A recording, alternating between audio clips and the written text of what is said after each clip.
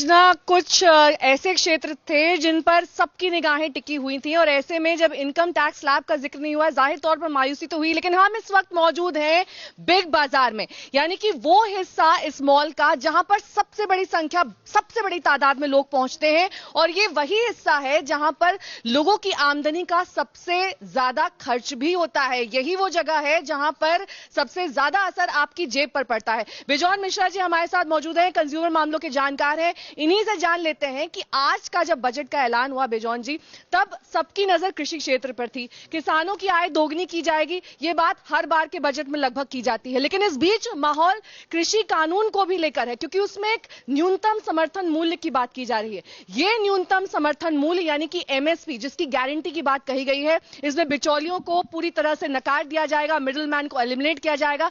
ऐसे में जिस जगह पर हम खड़े हैं, जहां पर आटा, दाल, चावल, चीनी सब कुछ मौजूद है, इनकी कीमतों पर क्या और कितना असर पड़ेगा?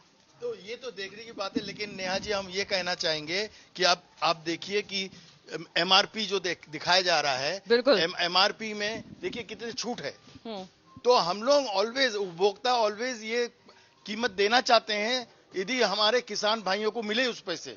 लेकिन किसान भाइयों को वो पैसा नहीं मिल रहा है और हम लोगों को देना पड़ रहा है कंज्यूमर को, तो ये तो सही नहीं है। तो इसलिए हम लोग ऑलवेज ये चाहेंगे कि जितने छूट दिया गया इस बजट में, जिस ढंग का इंसेंटिव दिया जा रहा है किसान भाइयों के लिए, वो इंसेंटिव उन तक पहुंचना चाहिए। जमीनी तौर पर क्या देखते हैं आप, कोई बदलाव देखते हैं? ये एमआरपी जो अभी 96 रुपए में मलका मसूर दाल मिल रही है, मूंग दाल का प्राइस 110 रुपए किलो है, कम होगा सर? तो हम तो यही उम्मीद करते हैं कि ऐसा कम क्यों किया जा रहा है, क्यों नहीं उस एमआरपी में ही बेचा जाए जिस एमआरपी में बिक रहा है। तो अब हम क्यों नहीं उस ढंग के मतलब पॉलिसी लाएं, कानून लाएं, जिससे हमारे किसान भाइयों को उस ढंग का कीमत मिले अपने उपज को लेकर, कि जो हम पेमेंट कर रहे हैं और जो मिडिलमैन जो खा रहे हैं उसको हमको बंद करना चाहिए। जितने कम से कम में रैशनलाइज करना चाहिए, जो मिडिलमैन के जो मार्जिन्स हैं उसको हमको रैशनलाइज करना तो जो तो बड़े टेकअवेज आज के बजट से आप बताना चाहेंगे कि कृषि सेक्टर में किस तरीके से सुधार,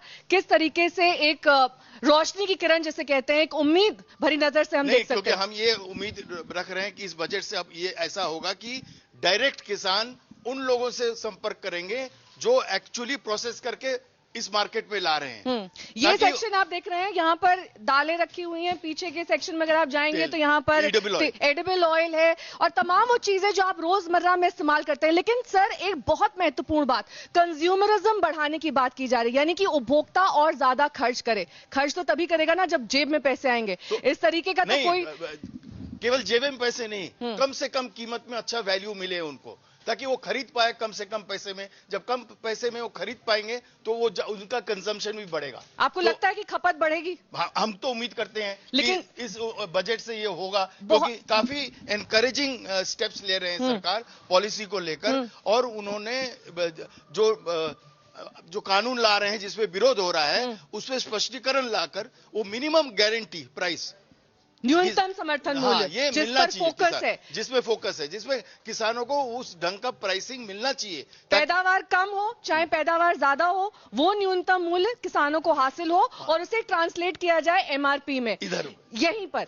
यानी कि अगर आप पूरे इस डिस्कशन का एक लब्बो लुआब अगर मैं आपको कहूं तो वो ये होगा कि हम अपनी जेब से जो पैसे खर्च करते हैं, दरअसल उसकी अभी तक कोई गारंटी नहीं है।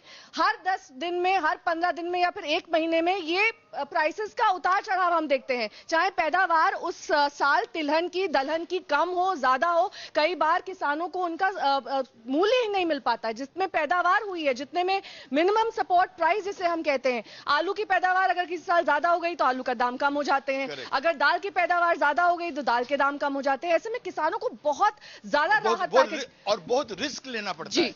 इसी वो रिस्क को घटाना चाहिए किसानों का। हम यदि आलू उगा रहे हैं तो हमको ये मिलना चाहिए कि मिनिमम हमको जो हमारे कॉस्ट प्राइस है उससे हमको मार्जिन भी मिलेगा। लेकिन ये नहीं कि हमको कॉस्ट प्राइस से कम में बेचना पड़े। आगे बढ़ते हैं, क्योंकि ये पूरा सेक्शन जो हम देख रहे हैं इस वक्त, आपके रोजमर्रा की जो चीजें होती हैं, चाहे वो दाल हो, चावल हो, चीनी हो, ये तमाम वो चीजें हैं। अब हम इस सेक्शन में आते हैं, क्योंकि ये वो एरिया है जहां पर किसानों की पैदावार जो होती है, जिस पर एमएसपी यानी कि न्यूनतम समर्थन मूल्य की बात कर रही है, चाहे टमाटर हो, आलू हो, प्याज हो। और ये खास तौर पर वो एरिया खास तौर पे फ्रूट्स की अगर बात कर लें, जो फल होते हैं, फलों के दाम अक्सर बेजॉन जी आसमान छूते हैं, इनकी कीमतें, क्योंकि इनका पेरिशेबल जो समय होता है वो काफी कम होता है, यानी कि बहुत कम समय में ये खराब हो जाते हैं। ऐसे में वक्त पर ये कंज्यूमर तक पहुंच पाए, ये एक बहुत बड़ी चुनौती होती है। बिल्कुल, इसलिए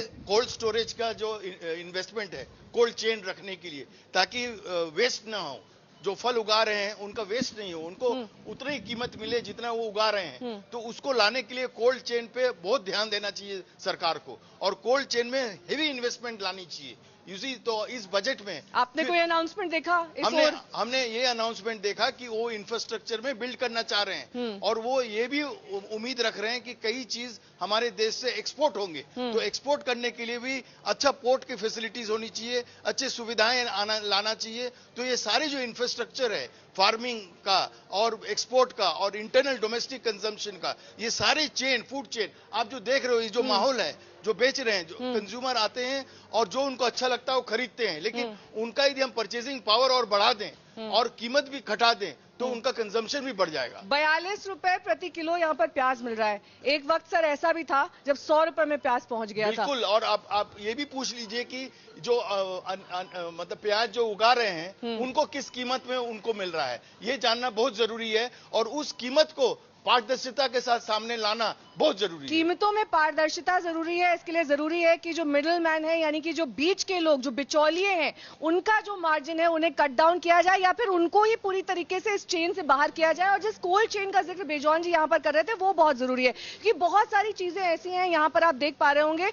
जिनका खराब होने की जो समय सीमा होती है वो काफी कम होती है। ऐसे में बेजॉन जी, जिस कोल्ड चेन का आपने जिक्र किया, इंफ्रास्ट्रक्चर पर आज जोर था। 6 पिलर्स में से एक पिलर इंफ्रास्ट्रक्चर भी था। बिल्कुल, और हमारे इकोनॉमिक सर्वे में भी ये प्रिडिक्ट किया था कि इंफ्रास्ट्रक्चर में हेवी इन्वेस्टमेंट होनी चाहिए। तो आज हमारे इंफ्रास्ट्रक्चर में हेवी इन्वेस्टमेंट करने के लिए सरकार क्या कर रहे हैं कि डिसइन्वेस्टमेंट कर रहे हैं, जहां पर उनको प्रॉफिट नहीं आ रहा है।